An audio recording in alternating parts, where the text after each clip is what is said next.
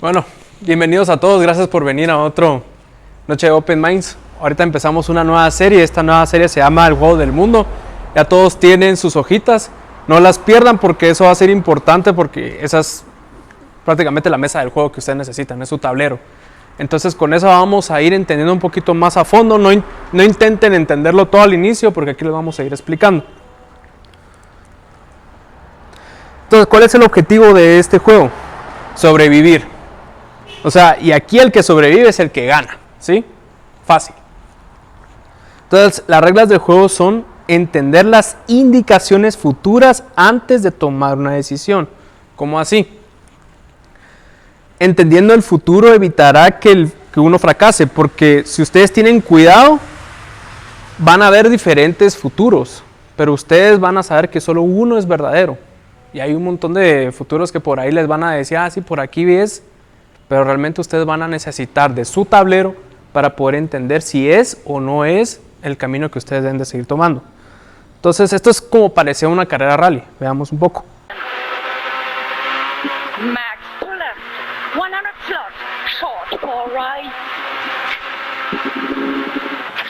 And max crest, 80, one right, 100, 3, 40, tight, one right. 3 right to perform. And bumpy 3 right. 100 bump. 2 right rocks. 100 braking. 5 right tight brake. Open. Max to left pop. Into max right. 40 to right over crest. Into 3 left finish. 7 left. Son las notas que le va diciendo la persona al lado. Veamos un ejemplo de lo que dicen las personas de rally cuando necesitan decirles a sus pilotos por dónde ir, a pesar de que van a toda velocidad. Hola, hoy estamos con Luis Moya. Nos va a explicar cómo funciona esto del copilotaje. Es decir, hacer de copiloto en un rally, leyendo las notas para ser lo más gráfico posible, dando las instrucciones al piloto. ¿Nos lo explica Luis? Pues eso, hombre, para mí lógicamente relativamente sencillo, lo he hecho muchos años, ¿no? Las notas es un código que tenemos entre piloto y copiloto, no necesariamente es igual para todos, cada uno utiliza su sistema y tienes una descripción de la curva, del ángulo de la curva, unas distancias que se lee más o menos así, ¿no? Izquierda media en cruce no cortar, 2, derecha buena más ojo se cierra, sasar, para izquierda buena más se abre, 2, izquierda rápida menos, para 1, rasante en derecha K se cierra en cruce, para rasante en izquierda rápida menos, y cuando hablo de rasante lógicamente todo el mundo lo entiende, en derecha K esto sería una curva que yo sé que es en tercera, porque una K es en tercera, SC quiere decir se cierra en cruce, para, porque vamos a una curva de sentido contrario, rasante en izquierda rápida menos, 1, izquierda rápida por fuera, porque hay que hacer el trazado por fuera, acaba rápida menos menos, para 1, derecha buena más se cierra, 1, cambia asfalto, izquierda frenando, izquierda buena, esto es importante por los cambios de asfalto, sobre todo cuando cambia, si llueve o está seco, pues puede patinar más o menos y para que el piloto lo sepa. Interesante de esto es, sí me escuchan bien, ¿verdad? Todavía. Ok, voy a gritar un poco. Ahorita me voy a sentir como el copiloto. Porque realmente de eso se trata. Yo voy a dar indicaciones, pero ellos tienen una forma de hablar. O sea, tienen un lenguaje donde ellos buscan, por medio de frases, poderles decir, mira, este cruce va a ser esta curva que yo estoy armando aquí. Entonces ellos ya tienen como un mensaje clave. Pero imagínense dar ese mensaje clave 5 segundos antes de que llegue a esa curva. Entonces así ellos saben cómo mantener la velocidad y cómo poder confiar también en la persona a la que va al lado de ellos. Entonces de eso se trata este juego. Entonces, ¿qué quiere decir? Que las indicaciones se irán dando a medida que vayamos avanzando. Entonces, esta es la introducción al contexto del juego, la muerte. Entonces, antes de entrar al juego, tenemos que entender qué es la muerte. Porque si obviamente buscamos ganar, que es vivir, y si quieren se pueden hacer más adelante por si no sienten que es mucho, pero lo que se está buscando es aquí es no morir, ¿sí? Entonces vamos a primero entender este concepto. ¿Qué es la definición de muerte? Lo interesante es que ustedes buscan la definición de muerte, tiene dos definiciones. La primera definición es cesación o término de la vida. La segunda es, y esto es interesante, en el pensamiento tradicional, separación del cuerpo y el alma. Ok, ¿qué quiere decir? Que en uno yo dejo de existir físicamente y en el otro también dejo de existir físicamente, pero sigo existiendo de alguna forma, ¿no? Entonces no es como que estoy 100% muerto. Aquí sí, no, dejo de existir, aquí todavía existo de alguna forma.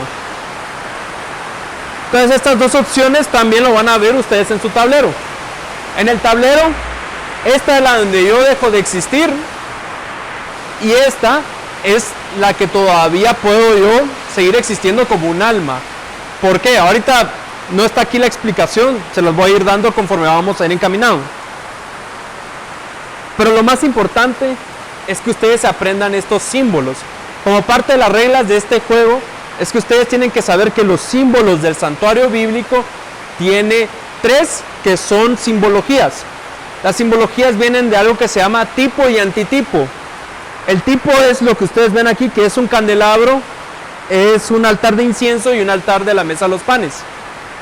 Pero abajo, lo que significa realmente y lo que simboliza, el candelabro simboliza al Espíritu Santo, el altar del incienso simboliza la oración y la mesa de los panes simboliza la Biblia.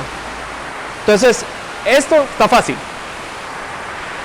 Ahora, el otro santuario, lo que hay que aprenderse son prácticamente los dibujos. Aquí hay que aprenderse que siempre hay una serpiente, siempre hay un dragón, siempre hay una manzana del conocimiento, siempre está la astrología, tanto el sol, la luna y las estrellas, el zodiaco es súper importante. El compás del gran arquitecto, que su simbología es 2 personas en una relación sexual, y el ojo que todo lo ve. Entonces, es importante que se lleven eso, porque esa simbología la van a encontrar en todas partes. Entonces, así es como ustedes van a determinar de qué lado me está hablando. Así como las indicaciones que vimos del copiloto del rally, estas también son nuestras indicaciones. Entonces, ahorita ustedes tienen esta maqueta, y algo muy importante que entender es que esto venía de los israelitas, este santuario. Pero es muy parecido el otro que viene de los romanos. Prácticamente viene desde los egipcios, de Babilonia, Medo-Persia, etcétera, pero todos combinados y hasta la fecha lo siguen utilizando. Muchas iglesias, gobiernos en lugares de constitución o diputados, etcétera, tienen algunos lugares bien parecidos, y en las logias masónicas. Sobre todo, esto viene más de una logia masónica, pero la logia masónica lo imita de las iglesias romanas. Entonces, uno es similar al otro, lo que cambia son las direcciones.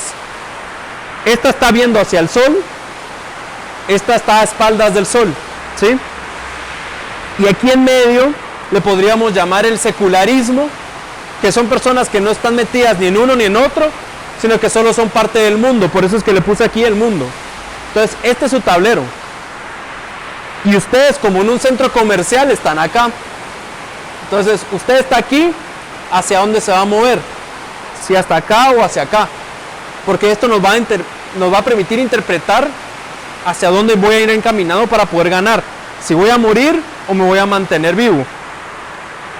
Entonces, muy importante entender que hay 2 machos cabríos que estaban en la entrada del santuario. Porque, por ejemplo, aquí podrán ver que hay un macho cabrío que tiene sangre en la cara, y aquí hay otro macho cabrío que sí entró al santuario israelita. ¿Por qué? Porque este macho cabrío representa toda esta información que ustedes están viendo acá, y este otro va a representar el otro tabernáculo. Pero lo interesante es que son iguales, no hay distinción alguna de estos dos, pero cada uno tiene una representación. Uno representa a Jesús y el otro representa a Azazel o Baphomet, o como le quieran llamar, Satanás. Pero si se dan cuenta, son iguales. La diferencia es que uno está representado en la Biblia y el otro está representado con la simbología solar que les mostré antes. Por eso es que hay que tener cuidado hoy en día, porque todo el mundo dice ser cristiano, pero así como los dos machos cabríos son iguales, así estas dos religiones son exactamente igual, los dos dicen ser cristianos. Por eso dice Jesús, muchos vendrán en mi nombre, pero pocos entrarán al reino de los cielos, porque pocos entienden cuál es el camino. El camino que ustedes están viendo ahorita, el tablero, eso es lo que representa acá. ¿Cuál van a tomar ustedes? Entonces, ¿cómo jugar esto? Usa tu maqueta como un mapa que filtrará si vas en camino de la vida o de la muerte. Pero para antes vamos a hacer otro juego ahorita. Van a haber 3 opciones y ustedes me tienen que decir cuál es el número, el de la mayoría, el número que quieren que yo les explique. El número 1, si quieren que se los explique con método matemático. El número 2, si quieren que se los explique con método biológico. O el número 3, si quieren que les explique el método metafísico. Solo uno les puedo contar hoy, no puedo agarrar los otros 2. Entonces, levanten la mano poniéndome el número que ustedes quieren que, porque voy a explicar la muerte conforme a uno de esos 3 temas. Entonces, levanten la mano con el número que quieren que yo lo exponga. Va, ganó el 1, expliquémoslo con el 1. A través de las matemáticas. Ustedes sabían que desde un plano cartesiano nosotros podemos saber que hay un mundo negativo y un mundo positivo. Lo interesante de todo esto es de que también la muerte la podemos explicar así. Ahorita les explico cómo. Y lo vamos a comprobar con la metodología de fisión de una bomba nuclear. Espero que se pueda escuchar y si no, acérquense para que puedan escuchar. El 6 y el 9 de agosto de 1945, Estados Unidos lanzó sobre Japón las 2 únicas bombas atómicas que se han utilizado durante una guerra. Primero fue la bomba Little Boy, que explotó sobre Hiroshima. Murieron unas 80.000 personas. Luego fue Nagasaki, donde la bomba Fat Man mató de inmediato a unas 40.000 personas. ¿Cómo eran estas bombas y por qué fueron tan devastadoras? Para entenderlo, debemos recordar cómo funciona un átomo. Un átomo está formado por neutrones, protones y electrones. El núcleo del átomo está compuesto por protones de carga positiva y neutrones que no tienen carga. Este núcleo contiene masa en forma de energía que permanece acumulada mientras el núcleo se mantenga unido y estable. Pero ¿qué pasa si se rompe ese equilibrio? Cuando un núcleo se rompe aproximadamente en 2 partes iguales, se libera parte de la energía que tenía acumulada. A esa ruptura del núcleo se le conoce como fisión. Entonces, el principio de una bomba atómica, como la de Hiroshima o Nagasaki, es lograr una fisión, es decir, que se fraccione el núcleo para que libere energía. ¿Y cómo se logra la fisión? Lanzando un neutrón contra un núcleo. Ojo, no todos los núcleos tienen las mismas probabilidades de fisión, unos son más fisionables que otros, como por ejemplo los del uranio 235. Pero lo que hace que las bombas nucleares sean tan poderosas es la fisión en cadena. Aquí está la clave. Cuando un neutrón es absorbido por un núcleo, este se divide en otros núcleos de masa aproximadamente igual. Al dividirse, la energía que hasta ese momento hacía de pegamento para mantener unido al núcleo es la que se libera. Al fragmentarse ese núcleo también se liberan neutrones, que a su vez chocan con otros núcleos de ese mismo material que liberan más energía y más neutrones. Estos neutrones siguen chocando contra otros núcleos, liberando más energía y más neutrones, y así sucesivamente. Por eso se le llama fisión en cadena. En una bomba atómica esto ocurre en una fracción de segundo, y es lo que termina causando la explosión. Little Boy y Fat Man eran bombas de fisión, pero su mecanismo interno era distinto. Los creadores de las bombas de Hiroshima y Nagasaki usaron uranio 235 y plutonio 239 respectivamente. Los núcleos de estos materiales, al dividirse, emiten una gran cantidad de neutrones, con lo cual aumentan las posibilidades de fisionar más núcleos. La bomba Little Boy de Hiroshima funcionó con un mecanismo de pistola. Dentro de la bomba se disparó un proyectil de uranio 235 contra una masa del mismo material. Así, cuando los neutrones de ambas masas chocaron, desataron una reacción en cadena, una fisión en cadena. Little Boy llevaba una carga de 64 kilos de uranio 235, de los que se calcula que solo se fisionó poco más del 1%. Aún así, la reacción en cadena generó una explosión equivalente a 15.000 toneladas de TNT. El mecanismo de Fat Man fue distinto, funcionó como una bomba de implosión. Para esta bomba se utilizaron explosivos convencionales que rodeaban una esfera de plutonio 239. En este caso, la bomba se activó cuando los explosivos detonaron hacia adentro, en dirección de la esfera de plutonio. La presión de estos explosivos comprimió la esfera hasta casi duplicar su densidad, con lo cual los neutrones se presionaron unos contra otros e iniciaron la fisión en cadena. Fat Man tenía una carga de 6 kilos de plutonio 239. Se calcula que solo logró fisionarse 1 kilo de ese material, pero fue suficiente para liberar una energía equivalente a 21.000 toneladas de TNT. El mundo pudo ver con horror de lo que eran capaces estas armas, pero desde entonces se han desarrollado bombas todavía más poderosas. Los científicos se dieron cuenta de que si en lugar de la fisión de los núcleos usaban el proceso contrario, llamado fusión, el poder destructivo era miles de veces mayor. Como ustedes podrán haber visto, la fisión en cadena usa solo los neutrones como dispositivo para activar los protones. Los protones son positivos, ¿ok? Como en el plano cartesiano, aquí viene lo positivo y se va a lograr una fisión en cadena, ¿ok? ¿Dónde están los electrones? Si se dieron cuenta en toda la explicación, la fisión en cadena solo se logra si no hay electrones por medio. Porque obviamente, más y menos que hace, crea un balance, ¿no? Pero ¿qué pasa si hay más y más? Solo exponencia, exponencia, exponencia, hasta lograr la gran bomba atómica que se logró ahí. Entonces, desde un plano cartesiano podemos explicar eso. ¿Por qué? Porque miren lo que dice en Génesis 1:31. Y vio Dios todo lo que había hecho y aquí que era bueno, o sea, positivo, en gran manera, y fue la tarde y la mañana en el sexto día. ¿Qué pasó en el sexto día? Creó al hombre. El hombre lo creó como algo bueno. ¿Qué quiere decir? ¿El hombre puede ser malo?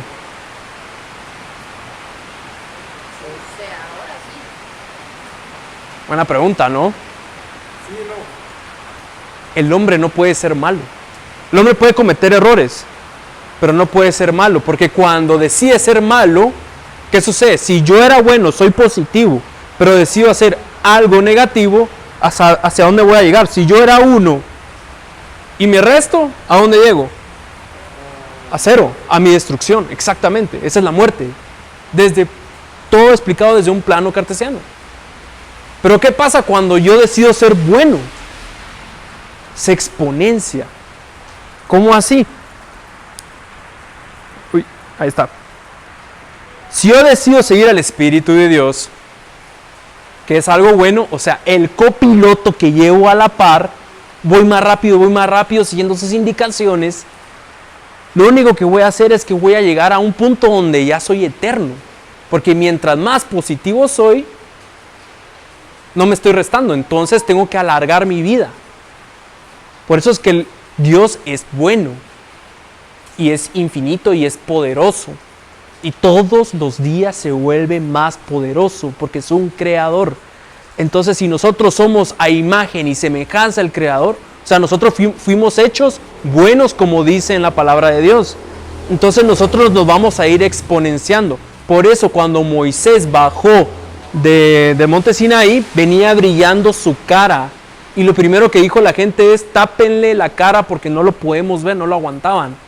Como ver la luz de una bomba nuclear. Ustedes ven esa luz y se pueden quedar hasta ciegos. Es más, cuando le dice Dios: no te puedo mostrar mi rostro porque te puedo destruir. Regresamos al ejemplo de la bomba nuclear. Es tan poderoso y tan bueno Dios que puede ser capaz de destruirnos solo con su gloria. Entonces, si nosotros decidimos seguir al Eterno, nosotros nos vamos a ir exponenciando con el Eterno. Vamos a ir siendo mucho más sanos, mucho más grandes, teniendo una inmortalidad. Y ahí no para la cosa, sino que solo va a seguir y seguir. Entonces aquí dice: porque como el cuerpo sin el espíritu está muerto totalmente, así también en la fe sin obras está muerta, dice en Santiago 2:26. ¿Pero por qué dice eso? Porque si yo tengo fe, obviamente voy a hacer buenas obras, porque como ya soy positivo, obviamente mis consecuencias serán positivas, como un una afición en cadena. Yo decidí ser bueno, ahora las cosas que voy a hacer son buenas. Estos ya no se los voy a explicar porque ya se decidieron por uno, pero todos van a terminar en el mismo lugar. Entonces, ¿pero qué es la muerte según la Biblia?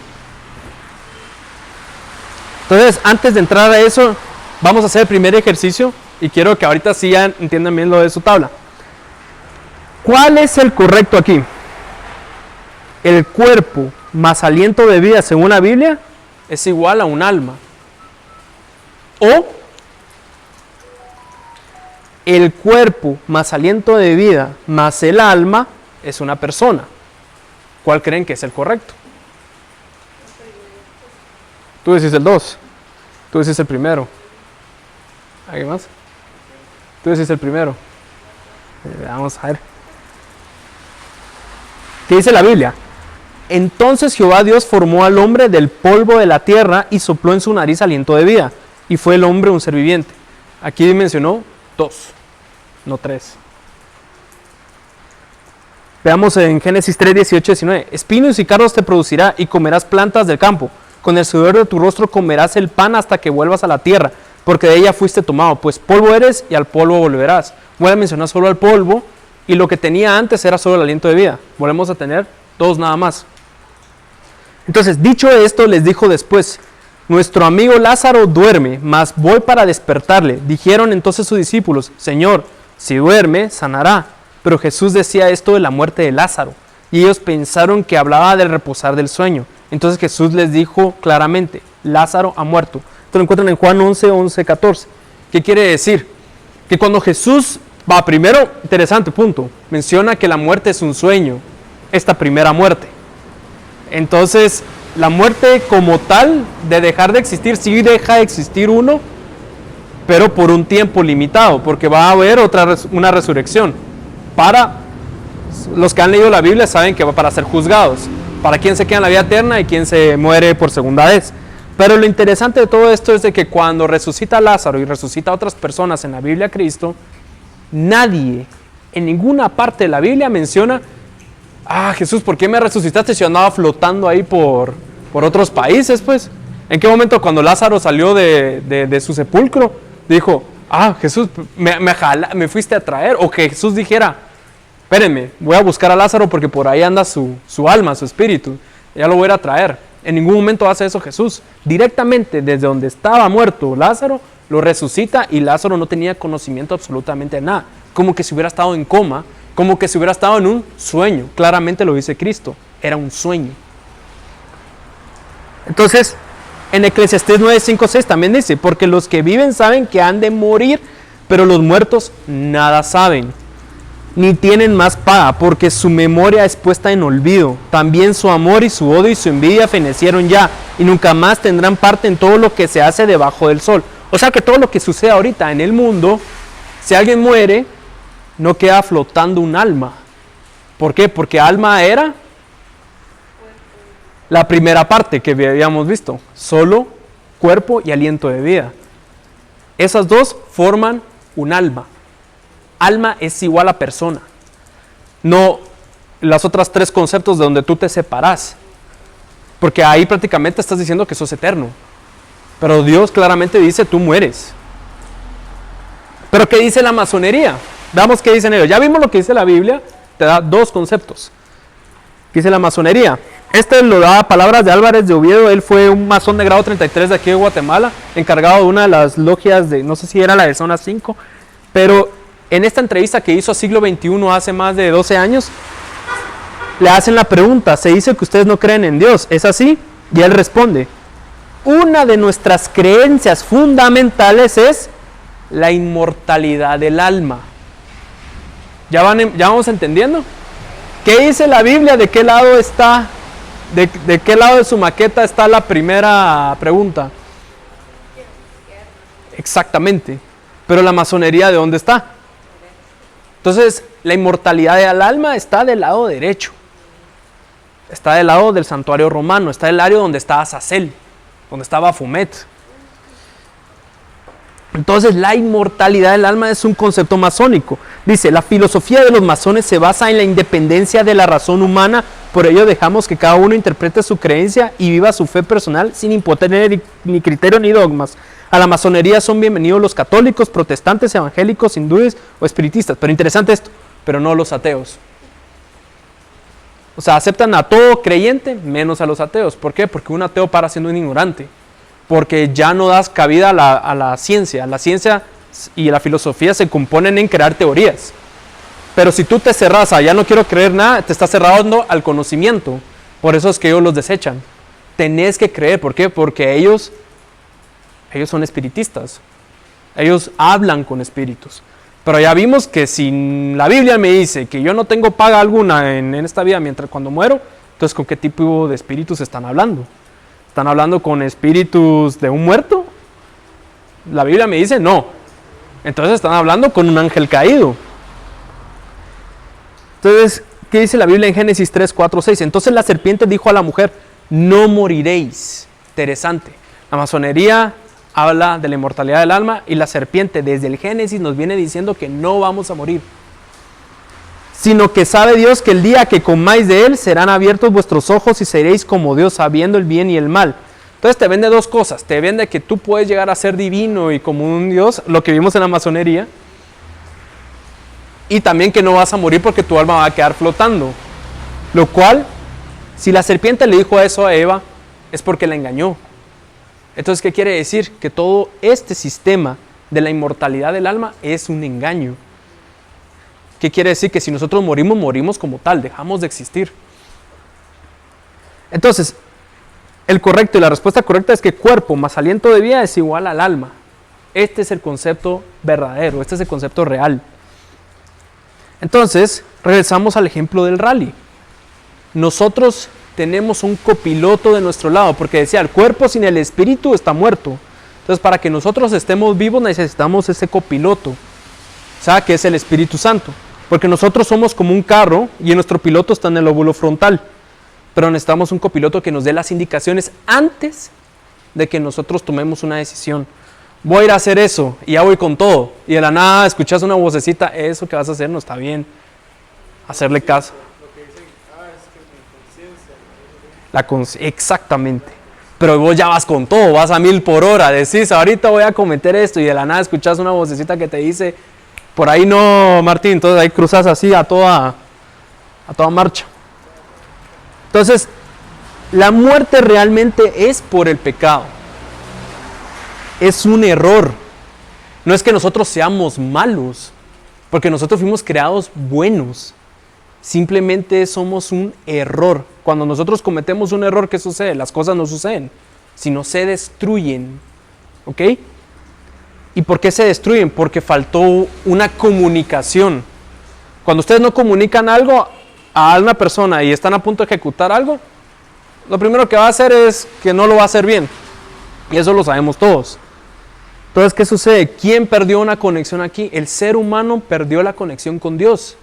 Porque Dios es perfecto, Dios es bueno y Él es un creador. Entonces, Él sabe lo que es mejor para vos. Él sabe lo que tú debes de hacer.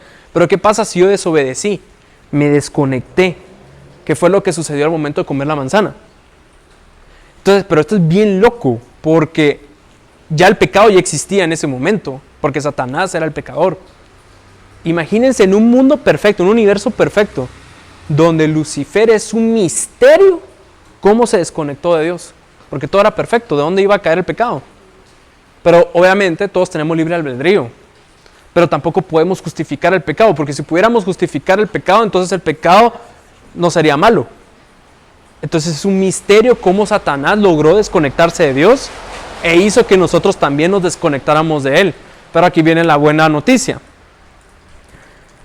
Bueno, primero la reflexión de esto. Que dice, le dijo Jesús, yo soy la resurrección y la vida. El que cree en mí, aunque esté muerto, escuchen bien, estamos hablando de la muerte, pero si creemos en Cristo, aunque estemos muertos, viviremos, ¿ok?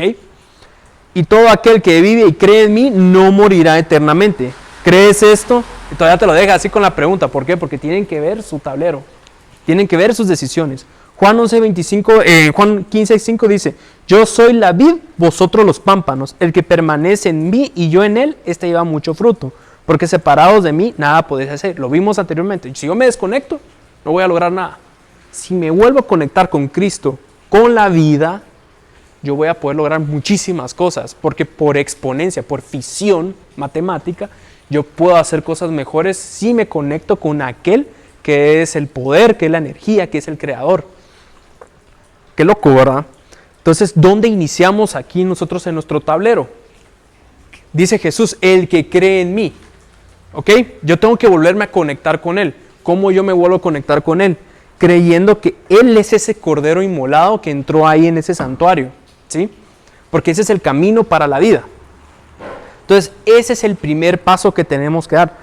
Tener que creer que Él murió por nosotros. Él murió crucificado por nosotros.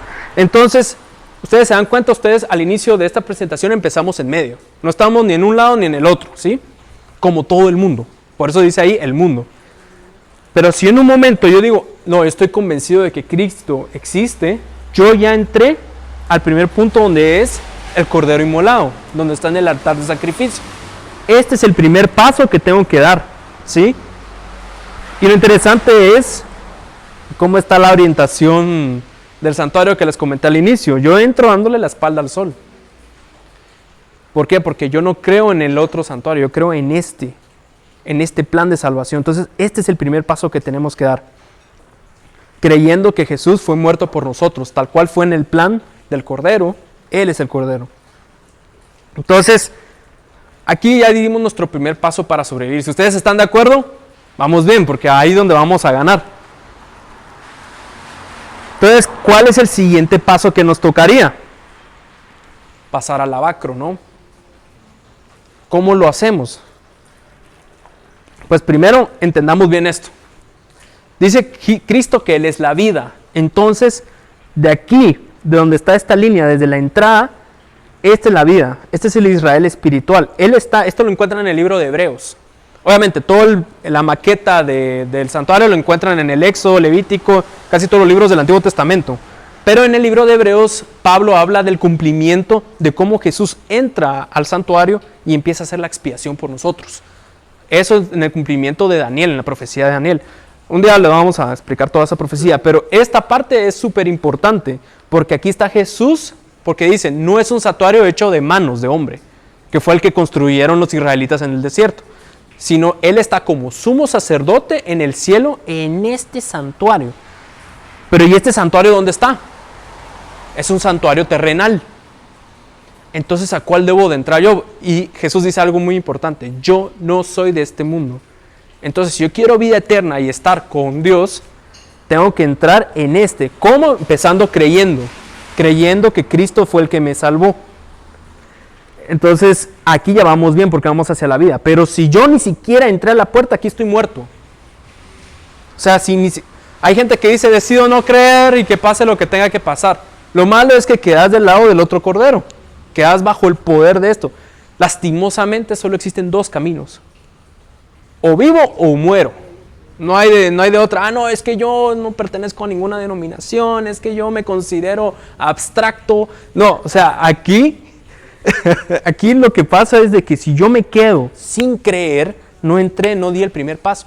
Por eso el ladrón en la cruz se salvó. No necesitó hacer todos los pasos que estaban aquí. Simplemente todavía metió el pie así en el santuario. Y por eso Jesús le dice, de seguro hoy estarás en el reino de los cielos. ¿Por qué? Porque todavía ese es de los que se salvó por retranca. Entró ahí por esto.